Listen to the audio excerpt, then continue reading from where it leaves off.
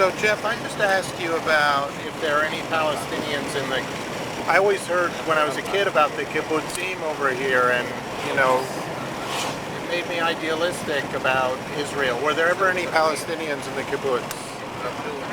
No, on the contrary, the kibbutz took Palestinian lands. They grabbed them in 1948, even before they were given officially the lands by the government. So the kibbutzim were part and parcel of that whole process.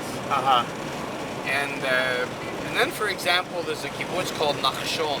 Yes. Which is on the way to Tel Aviv. And there was a Palestinian guy that worked there for 20-some years. We just passed an entrance to Ephrata, which is a very long settlement in the. Well, you'll see. It's not only that, they call it the snake. Oh, okay.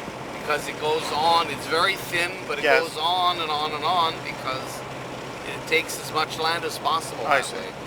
So this is all the Etzion block. I see. Yes. That we're in. So you were telling me that in Nachshon is near Tel Aviv. Yeah. So an Arab guy that worked there for years and years, and was considered one of the family, and you know all that.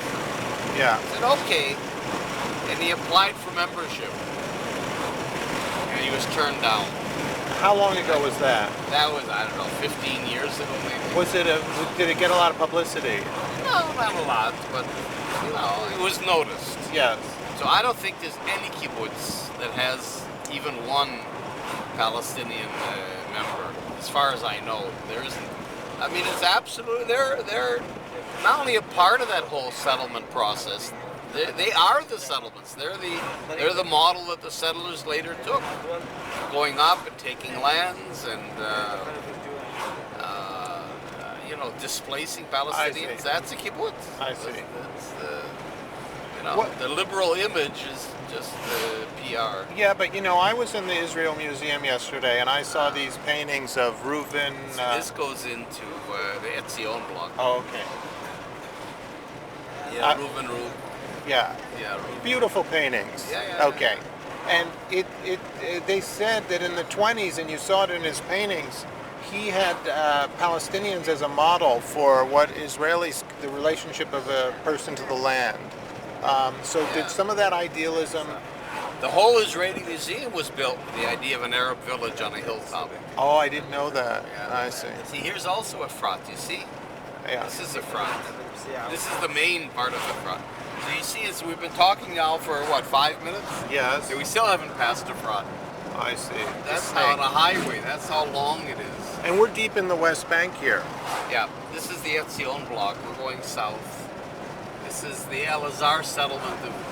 There's about 14 settlements in the Etzion block, and then Efrat is the city, like the anchor. And these are the Judean hills, right? Yeah. And they call Efrat Scarsdale of the West Bank. Really? Because, you know, it was all started by this Rabbi Riskin from the Lincoln Square Synagogue in New York. This is almost all Americans, Efrat. It's an American settlement in the West Bank, mainly from New York City. And not, you know, Orthodox. Yes. You know, Reform, conservative. Really? Have you ever visited that synagogue? No. No reason to do that. Nice. Unless they invite me to speak, in which case I'd be happy to go. But have you been invited to synagogues in the United States? Very few. But you have been? No, I have been here and there. Okay. But basically, I'm not a welcome guest. But including, I'll tell you a deep dark secret. Well, the camera's on. Is the dark? Where does deep dark secret? Just between us with the camera. Okay. I used to be a rabbinical student. I went to Hebrew Union College for 2 years. In Cincinnati? In Cincinnati. 1 year Cincinnati, 1 year here. Yes. So a lot of these rabbis are guys I knew. Yeah. I fixed them up on dates. Yeah. You know, all these nerdy guys. You got some good dirt on some of these guys. I know them all. And now, today, that they're big rabbis making I don't know how much money, they won't let me into their synagogues to speak. You know? Yes. All of them. They were my friends. They're still my friends. Yeah. They come here and they want to meet me. And this. Yeah. Or maybe if I'm in the States, they'll meet me for a cup of coffee somewhere, but they would never have me close to the synagogue. Okay. they're frightened and But- they're. But Jeff, there are some. You must have seen good signs inside the American Jewish community of glimmers of awareness, shifts in attitudes. But young not Jews. among those that you would expect it from. The rabbis, for example. No. I see. I mean, there are some Yes. good rabbis, of course, Yeah. but as a whole. Yeah. This, by the way, this is a whole agricultural element. We're now getting into the Hebron area. Yes. This is one of the richest agricultural areas in Palestine. There's even a Palestinian agricultural college down here, and it's a. The Palestinians- Palestinians go to that college. Yeah, it's Palestinian. And this is all being dried up by the Israeli government. They're stopping all the water supply. Oh my God. You'll see when we get into the valley.